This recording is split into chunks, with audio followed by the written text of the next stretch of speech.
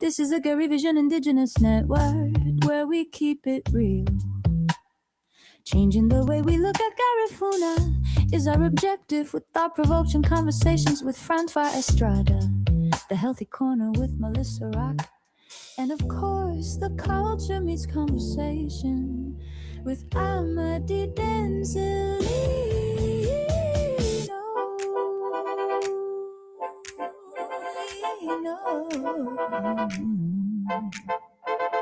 We keep it 100 all the time, Garifuna Suada.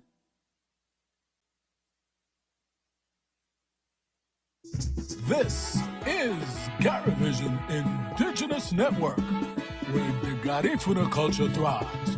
From beautiful Piney by the Sea to Barranco, Georgetown, St. Mike, Hopkins, and the culture capital, Dangriga.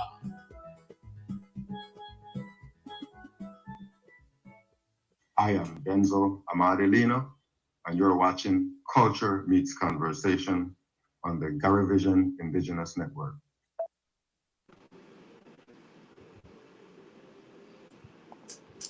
Good evening, good evening. Welcome to the GariVision Indigenous Network.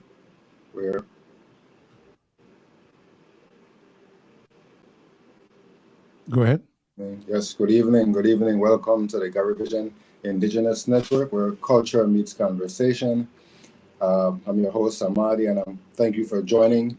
I want to introduce my co-host, Francois Estrada. Yes, and I am Francois Estrada, and again, welcome to Culture Meets Conversation, Brother Amadi. It's always a pleasure chatting up with you and talking about issues that are affecting our community, our communities. Today, over 229 years ago, today would be the day when the British started to round up the Garifuna rebels, the one who didn't want to become colonized, the one who wanted to maintain their identity as Garifuna, the one who wanted to maintain their spirituality. So today would be the day, 229 years ago today, would be the day when they were rounding up all the rebels, the rebellious Garifuna, and putting them to exile. Recently, I spoke with somebody about the word exile and deport. And there's a big difference between the word exile and deport. When you are deported, you are deported from a country that is not yours. Let's say I'm in the United States and I give trouble. They would deport me from the United States to my country because I'm not born in the United States, so I will get deported. But when you are exiled, they remove you from your country. So the Garifuna people were exiled from their country because they wanted to remain free. They wanted to speak the language. They wanted to speak Garifuna. They wanted to practice their spirituality.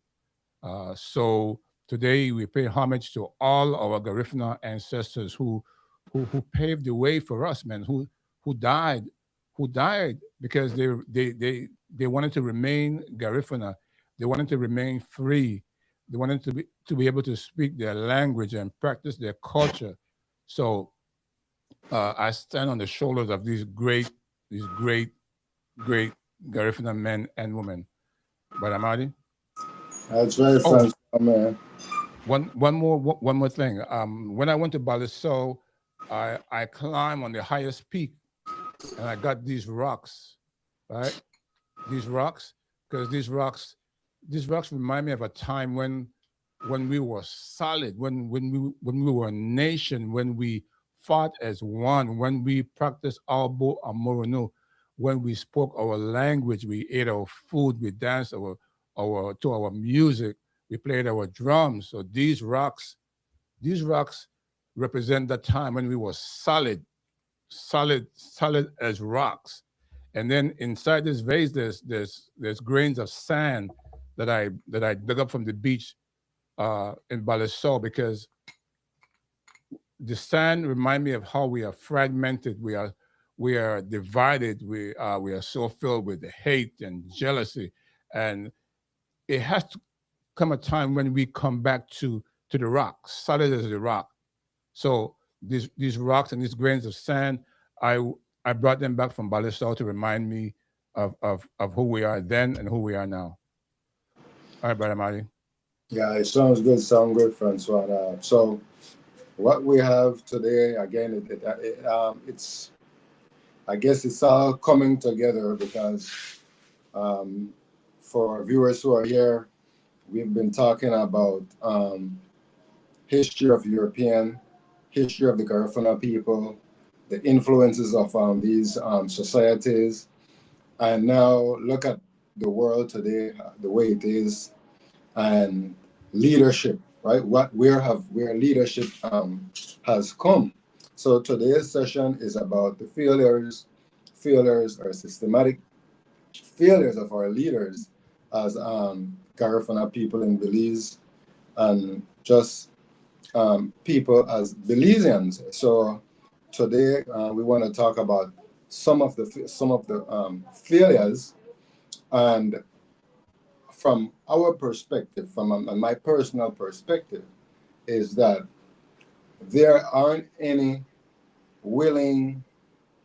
honest and willing participants who are in this. My personal belief, I don't believe that there are anybody with that genuine integrity, that's aspiring to become a leader in Dangriga. And I can give example, whether my personal opinion again, whether leadership comes from a political party. I understand what a political party is and the nature of political parties, and I understand in my position that the political parties will be for the political parties and its members, and not for the community. So again, we want to show what these failures, and we're going to discuss why these failures, and ultimately, I would like to challenge the people of Dangriga and the Garifuna people in particular, right? If they would even want to consider me, Denzel, Amadi, to represent them as Garifuna people, if the Belizean people at large would want Garifuna, or would they have a problem with having Garifuna people managing the affairs of this country? And I think that we want to get to discuss, because again, it's before we even get deeper into it, it's as simple as question is that just ask any everyday white American, and you say, how would you feel if, let's say, majority of the Senate and the Congress and the president, let's say we're going to give a run for 100 years of black rule. How would you feel about just having majority black men and women running the United States government? Most people might feel uncomfortable with that. Why? I don't know. Very much so. Themselves, right? So again, that's the same question that I have for my Garifuna people and my Belizean people at large. What if they have a problem, right? And that's a personal issue with them, to give Garifuna people a chance and to see whether Garifuna people can manage the affairs of this country better than the ones who we have already. And again, based on history, right, they're just historic failure. So I think it's going to be anybody gamble and say, look, it's easier to give this person a chance because I already know what this hand is going to give, what this hand is going to deal, right? You're going to get corruption and fraud from the PUP and the UDP. Give the Garifuna people a chance to see what you will get. More than likely, you'll get hospitality. Maybe from the Mayan people, you might get hospitality, right? So let's go. We could just get into more of it, what we were talking about. If you have any questions as we delve into this session. No, let's just go and talk about why some reasons why our leaders fail. Okay, so And yeah, go ahead. Yes. yeah, so I have a slide that I presented today. Um, leaders often fail. Number one, it may not be in this order, but I just created this in this order. But the reason why leaders fail, some of the reasons why they fail, is the neglect of personal integrity, which is a lack of honesty, transparency, or ethical behavior, destroy trust, the foundation of leadership. Um, and I when I look at some leaders in the country, I believe in Dangriga, transparency is definitely missing. A lack of honesty or Right. ethical behavior, which destroys the trust. Mhm. And then we have the lack of self-awareness. Right. Leaders who do not recognize their own weaknesses or, Mhm. or biases or the impact of their emotions, which fail to connect with their teams. Right. You Yeah. know, the leaders must recognize your weakness. And you must recognize your strength as well. Right. And when I look at some leaders in the National Government Council, I see lack of honesty, lack of transparency, lack of people who don't recognize their weakness or their strength. Right. And then we have poor communications, failing to share a clear vision, or not listening to the front line and making decisions in isolation causes. You know, uh, a leader, you got to be able to communicate with your team. So the neglect of personal integrity, which destroys this trust, lack of leadership, lack of transparency, um, lack of honesty, lack of self-awareness, the leaders who don't know their weaknesses nor their strength, Mhm. and poor communication. Right. Those are the ones that I have that I have written down. Lino, I don't know Yeah. what you have. Yeah, and it's the like you said, it's the foundation, right? The foundation of leadership. If you don't Hmm. have that trust, if you don't have that integrity, right? That Yeah, that trust, that honesty, and that trust, right? That automatically brings in transparency, right? You cannot be honest and non-transparent, and it doesn't yeah, go together, right? right, So again, once right. you have that honesty and that trust, is going to bring um, transparency. And again, what you just basically what you just defined, right? That type of leadership has been abolished in our community, right? And it's the opposite that is the culture of leadership, which is dishonesty, which is lack of transparency, unethical behavior, right? Hmm. And the destruction rather than foundation of leadership. So that's how we turn that around. And so Yeah. we want to talk about leadership from local level all the way up, right? So we start off with the community leadership, which is the organization, the National Garifuna Council, who is supposed to represent the Garifuna people, right?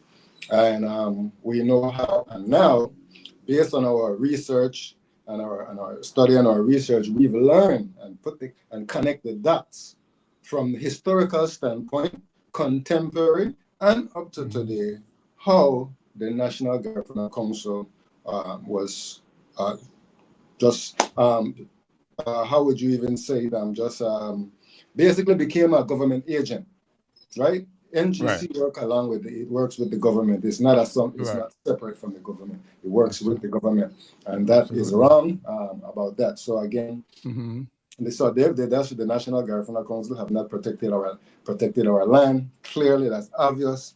Um, they have not defended our rights. That's repeatedly over and over. The two young men that was shot in Belmont. You have the 4 young lady. You can go far back as you can. It's a systemic, repeated pattern of discrimination, and it's right before our eyes. And the leadership that we have, like I said, transparency and accountability. They are in denial of all these things that's happening. Why?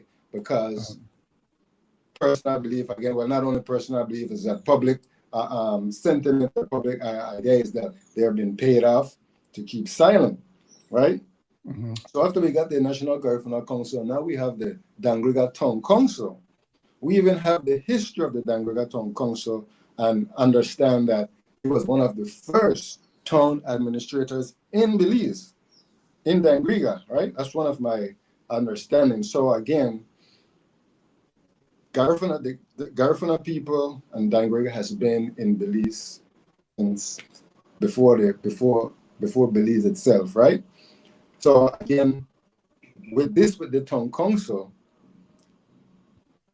I don't believe that the people who are in the leadership of town council, Francois, and this is what I always tell people: whenever you get a job, try to improve the job and do something better than how the job was. My observation of jobs in Belize: you get the job and leave it as is. Do not try to improve. Leave it inefficient, right? Leave it that way. Don't try to be efficient. That's not a good thing for our country. I don't know why. But again, so talking about the local management in the town council, when you take up that position, right? Every single mayor, just like America increased its debts every year, Francois. Mm-hmm. Every year, Belize national debt increased, right? You follow me? So if the government, if the central government and the national government debt is going to increase, I would challenge any local manager to increase your debt as well, because you have to pay back that debt and your community. And my point is this for the local management as town council.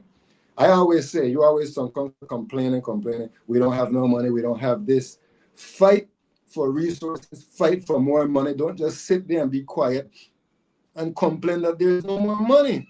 Get your people up and protest. If I was the mayor of Dangriga and they only give me a pittance of what I think that my town rightfully deserves, I'm making a lot of noise along with my constituents. I would never tolerate that. So these are not leaders, they're weak leaders, right, Francois? And I would love to demonstrate to our people what I believe, what type of leadership for myself, what I can bring and what I can do. And I would definitely want our people to know that I would put them first.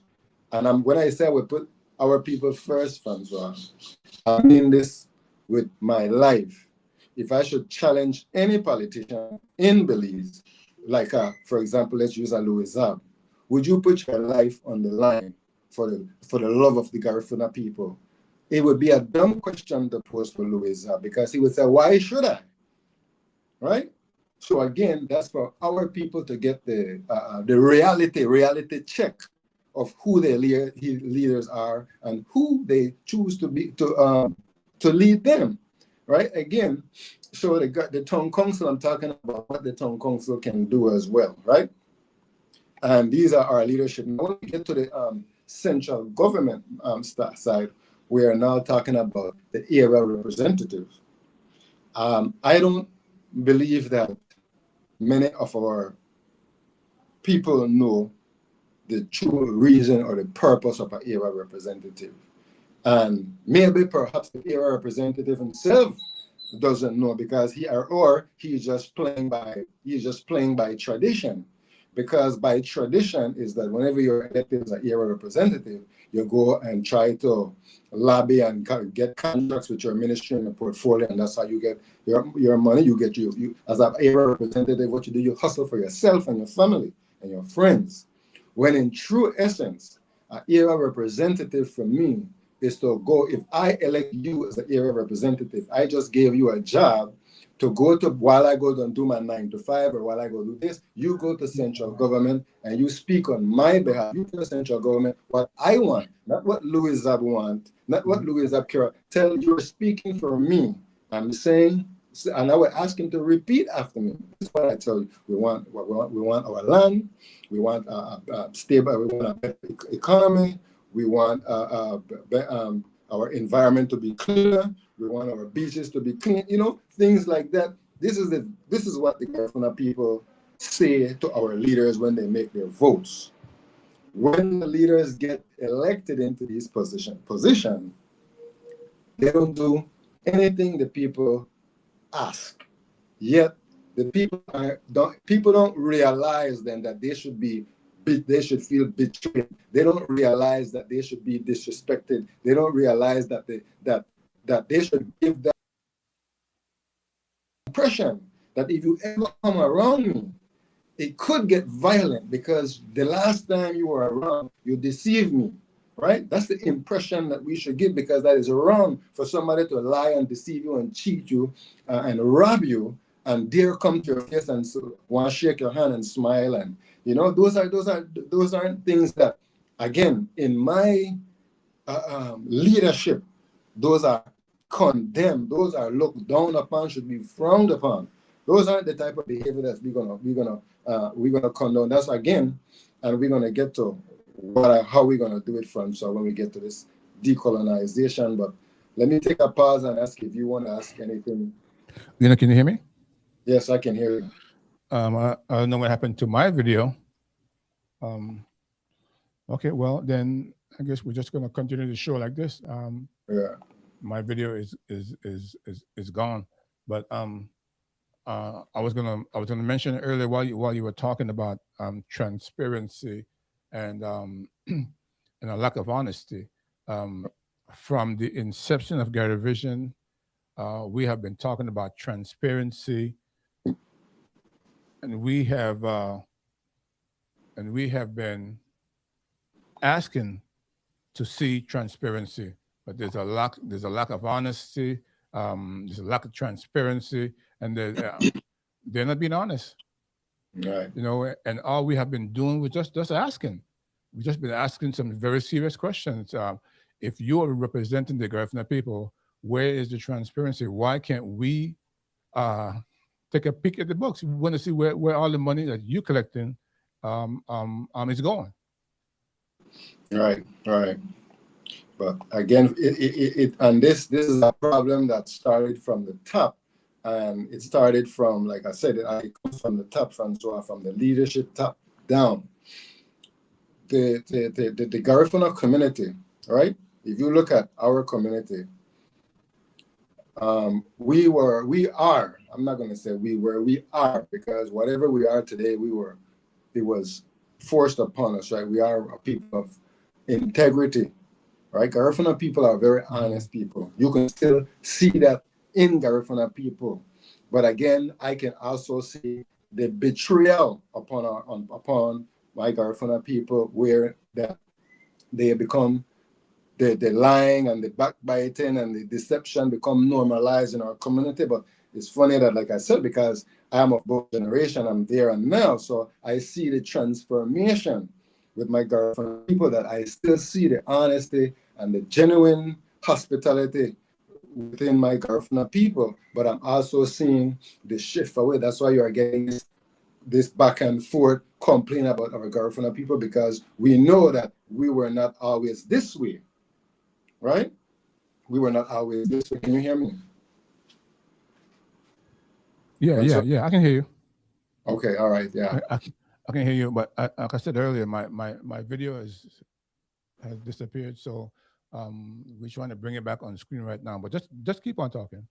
Okay, all right. Yeah, so let's see what I have. So we're talking about the leadership and some of the things that we need to do. So I have I talk about the era representative and national government have ignored the needs of the Garifuna people. For me, the era representative and politicians, right? This is the deception that the politicians play on the Garifuna people. They have convinced the Garifuna people that they cannot show a direct interest towards Garifuna people because it's going to be biased or it's going to be racist. That's what they keep saying, that I have to say for all the Danbriga people. When you go to America and you say they need something to go to the Latino community or something to go to the Black community, they're not saying that the government is racist.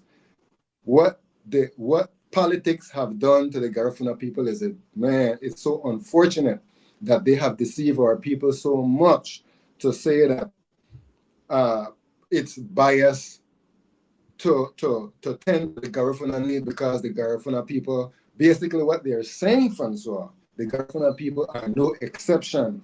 The Garifuna people are not unique to anybody else. The Garifuna people are equal to everybody else. And now, that's a very tricky wording when you want to say that the Garifuna people are equal to everybody.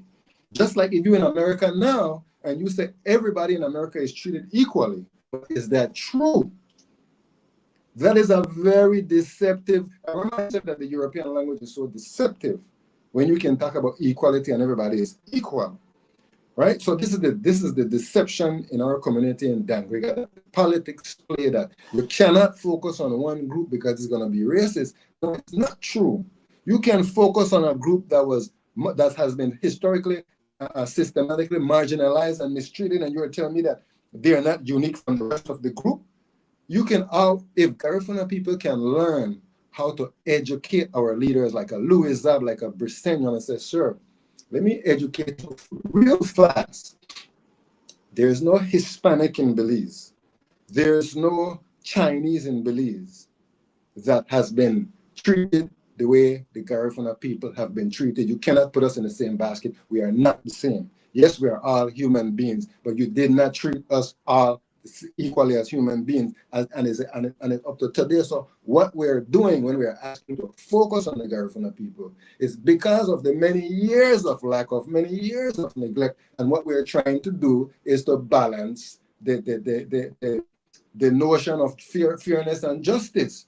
That's all. We're down. It's imbalance. And the Garifuna people, I'm telling the Garifuna people that they are the one. It's their responsibility. Stop allowing politicians to put nonsense in your head so you can believe that there's not a need. It's not important. Your life is not important. Your value is not important as a people. That's why they can't help you. They can have to help everybody else, and everybody else haven't experienced what you experience. I keep educating my Garifuna people. Learn how to narrate the conversation, and don't have the politician narrate anything to you.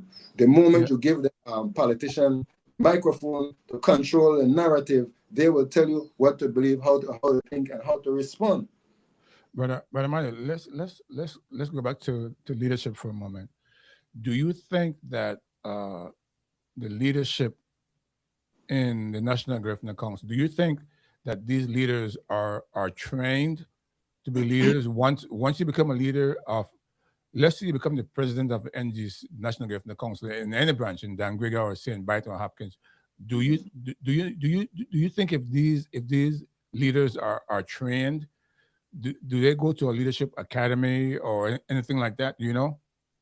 They take a lot of leadership training, Francois, but they are educators. It is for them to know that the leadership training come from Canada, come from France, come from America, and all these leadership training is basically mind control, right? So most of our leaders here have been trained to have a subordinate mentality. They are not trained to have a leadership mentality. It's like, remember, you watched Gomer Pyle? Mm-hmm. Did you remember Gomer Pyle? Right. Mm-hmm. The military, the comedy of Gomer. Yeah. Okay, I'll tell you, the Garifuna people is like the Gomer Pyle. For example, right? The sergeant, because Gomer Pyle is kind of like an idiot, right? The sergeant want Gomer Pyle to feel good about himself, right? So what he did is that he's going to give him one of the lowest job, right? He's going to go clean the bathroom, but he know that nobody wants to clean the bathroom because that's the lowest job. But because Gomer Pyle is such a fool, just like the Garifuna people in the sense as being a fool, all you got to do is change the title of the job and make them feel proud of the job. That's how the politicians trick Garifuna people. So basically, Gomer Pyle his task was to clean the bathroom. And the drill sergeant told him, I said, you know what? I would make you president or manager of the bathroom staff. And he was like, stand up straight. And he's saying, you know, and he feel proud because he's the president. But he's the president of the bathroom. You follow me? So that's the same situation. I think our people are being deceived over and over and over. They are getting low position with lofty titles, It's their common sense. Gomer Pyle, you can fool Gomer Pyle because he's an idiot. But I'm challenging my girlfriend and people. I'm saying, come on, you have good common sense. You should pick up on that. Yeah. We also have this video that we let's see if we can play this video. Let's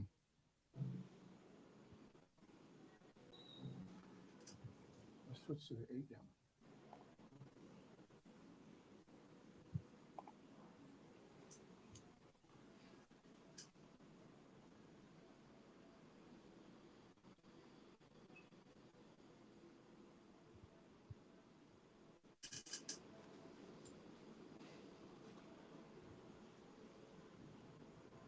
For failure. But leadership failures can be based on... Go back to the other side. There are many reasons for failure. Go back to the other side. But leadership failures can be based on personal errors. One of them could be when you believe that you have all the answers and no need to listen to anybody else because your head has become bigger and your ego is getting in your way. Another reason for failure could be... Can you hear my voice, Lino? When you fail to take action. And can you hear the video as well? Yeah. Because some decisions have I don't know why we lost video on the camera and on the video. At the right time. Another reason for failure could be as simple as taking your eye off the ball when you lose focus and concentrating on minor issues and leaving the main issues at the back. These are just some of the reasons why leaders or some leaders will fail. But by sticking to the key traits that we talked about in other episodes, the likes of making decisions at the right time, being courageous,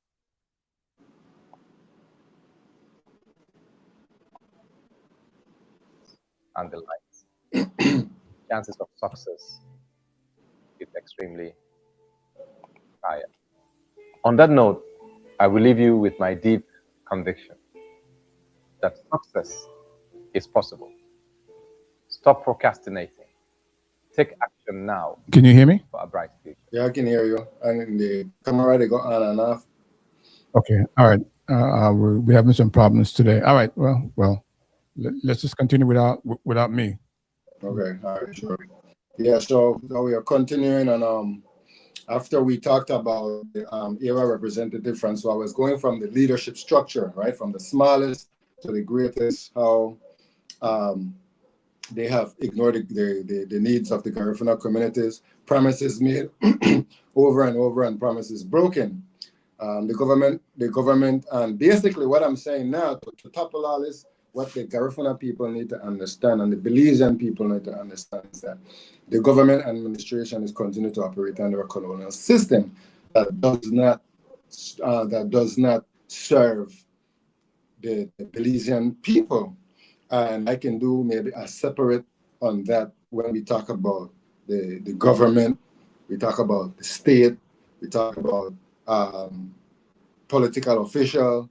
So the makeup of the Belize government is very complex and intricate for the average Belizean to understand. So one of these days, I want to break down the system, the European, the way we call it colonial system.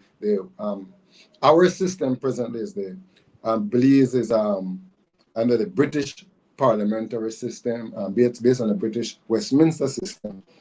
And our ultimate research and observation is that our entire problem is the system that was imposed on us from day one. The system that was imposed on us, it was designed to break us apart and keep us in control. It makes perfect sense. Before the system, we were united, we were a people, we were a nation. The system that dominated us, break us apart and keep us broken apart. It's not in the best interest of the system to put back what it has broken apart. For its best interest to put it back together would not be in the best interest of the colonial masters, right? So we would have to take that on ourselves. So my question, I said it, our people, I know that our people are suffering, and it's not because we are weak as Garifuna people, but because our leaders have failed to lead. That is why we are suffering, and we are experiencing what we are experiencing as a people. Are you there? I'm listening. So what do you think that the solution is to fix the leadership? I'm talking about the leadership of the National Garifuna Council. What do you think can be done because when I talk to people in Dangriga, the majority of people I talk to on the streets, they don't like what's going on with the National Garifuna Council, but then they are afraid of voicing their opinions. So Right. so if the majority of the town dislike the leadership and they are afraid to speak, how can we fix this issue? Yeah. I mean, Right. And I have a solution. I have a solution to that, Francois. Right? I have a solution to that, and I have a solution to many ways how to deal with our people, from but again, one of the ways I would say for it to fix, again, I would, whenever there's the time comes for the leadership position of the National Garifuna Council, I want to prepare myself to offer myself for this position, campaign to our people, and ask our people to elect me to represent them, right, in the best interest of our people and our community. What I'm going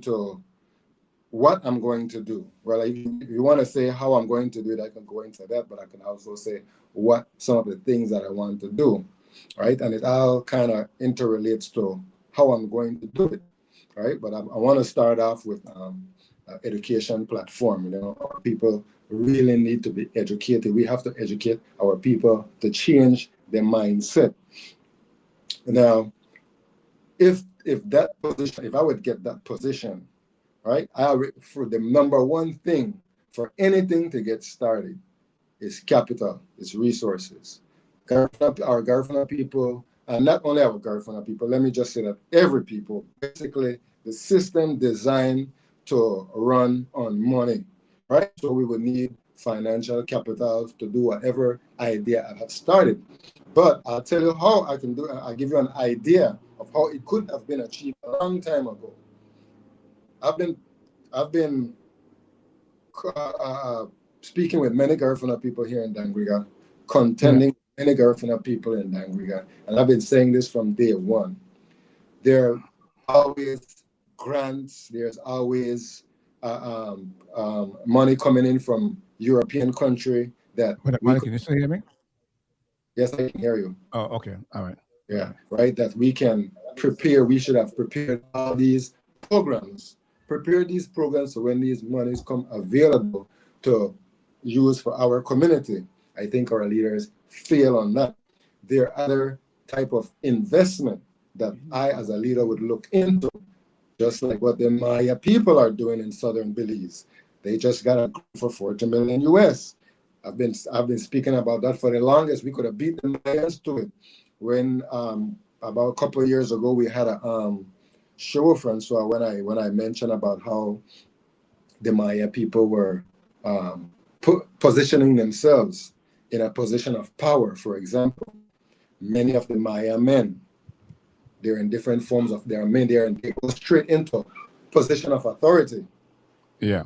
Officers, Coast Guard, BDF, right? And in other government work. And then you get some in farming. Those are good position that the Maya people position themselves. The women, they go into nursing, education, right? These are how the Maya people are positioning themselves. And I've been saying this for our people. Garifuna people should position themselves in that same kind of way if you want to move up our people. I could even digress. I won't even comment on another study that I did because it's something totally different to what I was talking about. But again, but Amani, so why why do you think then that the leadership of the National Garifuna Council aren't seeing what the Maya is doing? They're not seeing what the Mennonites are doing, and why do you think they're not bringing what these people are doing back into the Garifuna community? Or what do you think? Because if we can see what the Mayas are doing, if we can see what the Mennonites are doing, there has to be eyes in the National Garifuna Council who are seeing exactly what they're doing. So if they're seeing what these other people are doing, why aren't they bringing that into the Garifuna community? Right. I think I like again with that. I think it has to have a lot to do with and it's not fear from the power structure side. It's just I don't know what type of fear it is that's in the Garifuna mind, because I think it's fear, because that's the only logical thing that I could think about. Why would you withhold information? Why would you conceal information or refuse to speak up against discrimination? Speak up against their own mistreatment. Like, I know a lot of Garifuna men, right? Got demoted, got mistreated. That Francois, you don't know this, and they don't really talk about this. Superiors in Belize cost out Garifuna. I mean, not only Garifuna men, but most of their subordinates, but including Garifuna men. Even in the police department, when this, maybe you've seen it too, because again, it's a European type of thing where superior treat the subordinate as if they are nothing, right? They just talk down to you, right? And that's that from that white power structure comes into our culture. Now you find it in the job site where the boss. So again, Garifuna men and women knowingly face discrimination, mistreatment, but they are afraid to talk. I'll give you an example. Let's say you have a man, a male Garifuna man. He's been on a job for the past 11 years, right? They have a wife and they have 3 kids. You know what I mean? Not the best education, but they're a common sense man, regular man. He got full common sense, but he just even if some police officers, same situation, right? He have his job, he have kids, he have his wife. So now he can't leave this job, because the moment he leaves this job, that takes food off the table, right? If I leave this job, well, light and water might not get paid. So that's the type, again, the position, the colonial masters and the politician, keep our people in. They keep you dependent, even the salary. Look, friends, when it comes to money, math is precise. So this is what I keep telling people. When the government passed minimum wage and America passed minimum wage, there was a precise calculation, knowing that you're going to struggle for the rest of your life at that wage. That's what I keep telling people. I said, when government put minimum wage, numbers don't lie. They know exactly why they gave you $5 an hour. Yeah, but Amadi, just now you said that nobody want to talk, right? Yeah. And this, I've experienced this all the time in Damgriga. Nobody wanna speak up on the truth. But guess what? They will slander your name in a minute. They will talk about you in a minute, but they won't talk about what's really the issue. You understand? And there's a lot of issues in Damgriga that needs to be addressed, that need to be brought up on the table, that need to be talked about. But everybody is afraid of losing their little crumbs that they're receiving. Everybody is afraid, from the school teachers. I've spoken to some school teachers who will not talk, right? Who will not come on camera and speak. But when the cameras are off, they will talk behind your back, talk about you and slander your name. But when the truth needs to be addressed, they don't show up. Right. And this has been the problem for a very long time. I said earlier today marks 229 years since the Garifuna people were exiled from St. Vincent. And from 229 years to now, what has really changed? What has really changed? We still don't want to talk. We're still filled with envy and jealousy. And we're still lacking leadership. Where are the Joseph Chatouillet? Where are the Elejo Beni? Where are the Thomas Vincent Ramos? Where are the Papa Lambe? Where are the Joseph Guerrero? Where are the Bill Flores? Where are these strong Garifuna men? Where are they? Yeah, right. And yeah, and Francois, they don't, like I said, they're not willing. They are not there. They are nowhere to be found because they're not. No one is willing to take the road of a leader, of a true leader. No one is right now is willing to take that. What would you call it? Because it's gonna be a burden. It's a burden being a Garifuna leader, a true Garifuna leader. It's going to be, right? You know what someone said to me today, and it caught me off guard. Someone said to me, "Man, you know what? You are a giant because the whole community doesn't want to work with you, but you are not failing. You're still standing up." She called me a giant today. You know what? And that meant a lot to me because from my standpoint, the majority of Garifuna people despise me, right? Mm. But guess what? I'm still standing strong. I'm still speaking up. I'm still an activist for Garifuna people, and I'm still gonna be an activist. So in that sense, I'm a giant, and because I'm not afraid of speaking. Yeah. Right. Definitely, man. Right. Yeah. So we gotta speak up, man. We gotta be bold about it. And these like I said, Francois, the system is set up against our people, but it still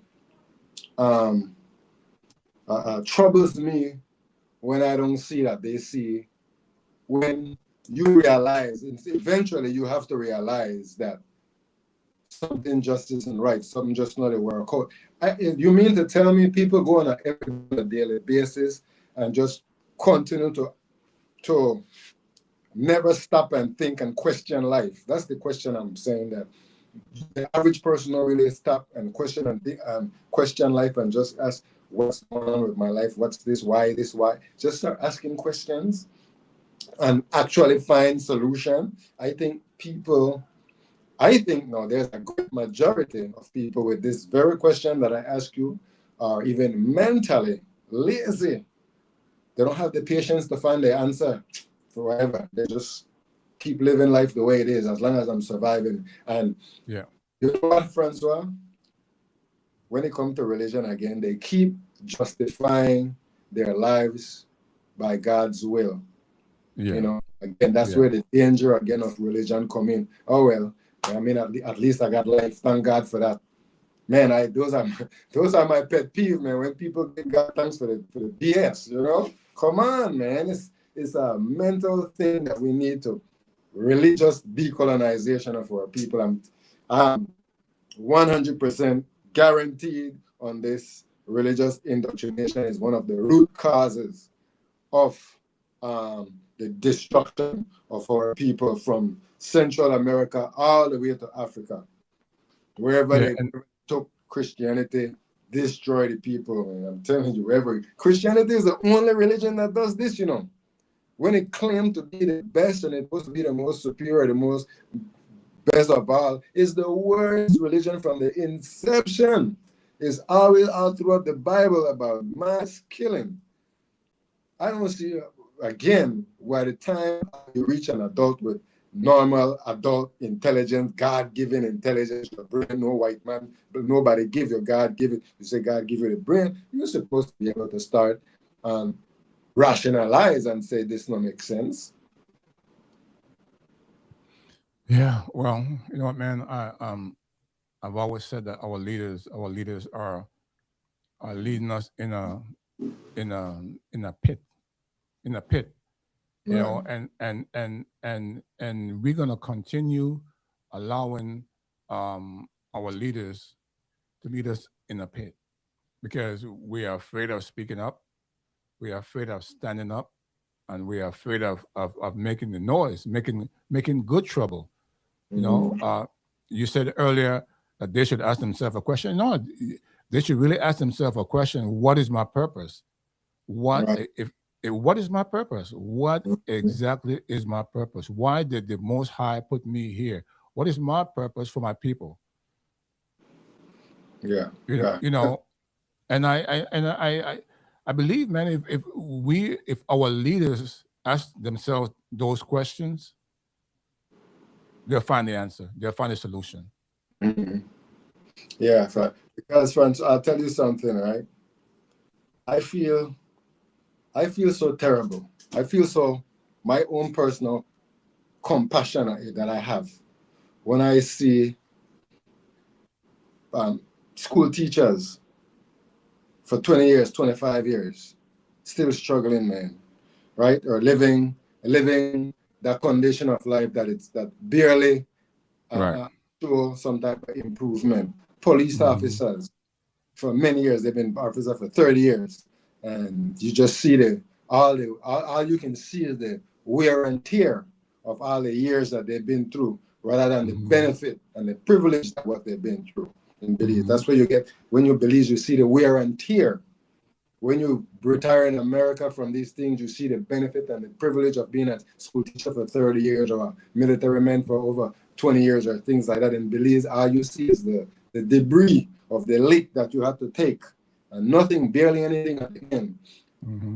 As if the Garifuna people would give me that opportunity to lead, I would definitely, Francois, improve increase the value of our people, number one. Increase the life of our police officers, military men who are Garifuna I'm talking about, right? Yeah. That's as a president of the National Garifuna people, right? Police officers, military men, school teachers, youth, young women. You know, I would invest in agriculture, farming, tourism, clean water. There's so many things that Dangriga can do with the right leader. We hardly need money. We have natural resources that can translate into money, just like that. Just with the right leader. You know what, Brother Amadi? I don't think that the National Garifuna Council is going to make you a president. I don't think that the National Garifuna Council is going to make me a president. I don't think the National Garifuna Council is going to make Melissa a president. You know why? Because we know how to think. So they choose people who knows what to think, not how to think. You understand? Yeah, see, They chose leaders who were taught what to think and not how to think. So they will never choose you, they will never choose me, and they will never choose Melissa for to be a president. I'm surprised, and I'm surprised that they chose Rosita Alvarez to be a president because she knows how to think.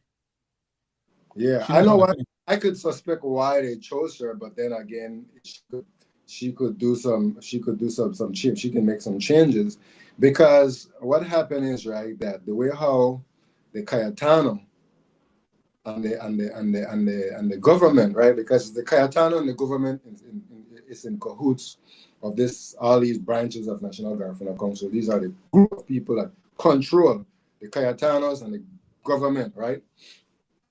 And the way how they designed this thing, right? Roy Cayetano is a very deceitful, wicked man, because what he did, he created sort of like this is my idea to get it clear. So what I'm saying on this part, what my understanding is that, because I was talking to one of the board members, I believe this is Maurice, right? Maurice Herrera, and he was kind of explaining to me the leadership structure.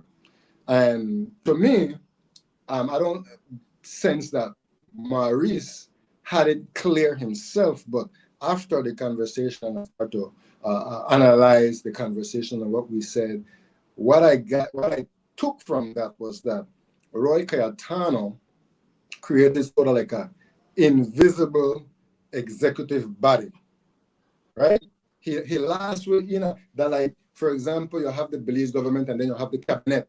He created a secret cabinet, and he's a part of that. He's a part of that cabinet, along with the government, who's gonna. And so basically, when you got that, so basically anybody who is at the bottom is just like it's just like anybody who is a mayor don't really have power unless the central government. It's the same thing, right? That what Roy Cayetano did, you could put anybody in president of the all 12 branches, but they're powerless. they're going to be like we'll call a toothless bulldog, right? Yeah. You just set them up there, but they can't do anything. So again, it's up to the people to be educated and transform, take the way out of that, because it's a political deception, it's a political manipulation. Right. You know what, but I wish that the National Government Council had chosen Rosita Alvarez for president long time ago, because I believe that she could make some serious changes. As a matter of fact, I believe that she's going to put her foot in their ass, and they're going to have to make some changes. So I believe that they should have picked her a long time ago, man. I really think that they should have picked her a long time ago. It's leaders like her that we need to take control of this ship, because we don't want this ship to sink. Right? Yeah. Now, and I like I said it too. Like I said, I visited her already. I had a talk with her, and I already let her know I'm offering my service. That if they need help, I'm willing to assist. But at the same time, hopefully, like I said, she can look into some of the questions that we asked. But you mentioned something, Francois, that you said that they would never vote for me or you or this one, and I explained to you how the Cayetano and the government is connected. But where my education is coming is that I'm going to expose this to the Garifuna people so they can know what the Cayetano and the government is doing, and this is what I want to change so I can get in there and fix it. Right? So that's what I'm bringing to the Garifuna people, and that's again. I'm going to take some effort from all of us, from our viewers, from our community, however they can contribute in our effort to assume leadership position in our community. Yeah. All right, but listen, we're at the end of the show, and we're having some problems still with my video. So right. I don't know. I don't know how. But at least it's recorded, though, right? That you could do a post record. Yeah. No. At least you can hear my voice. Yeah. True. Yeah. Okay. Well, then, at the beginning of the show, I said that today makes 229 years since the Garifuna people were exiled from St. Vincent, and from 1797 to now, where are we from then to now? We see any major improvements? We need more men like Joseph Chatouillet. We need more men like Thomas Vincent Ramos. We need more men like Pablo Lambe. We need more men like Joseph Guerrero, like James Mendes, like Joseph Mendes, like Bill Flores. We need more men, strong men in the community. We need more strong leaders in the National Garifuna Council to take us out this hole we're in. So, Brother Amadi, I would say I'm proud of what we've accomplished as a people from the day of our exile to now.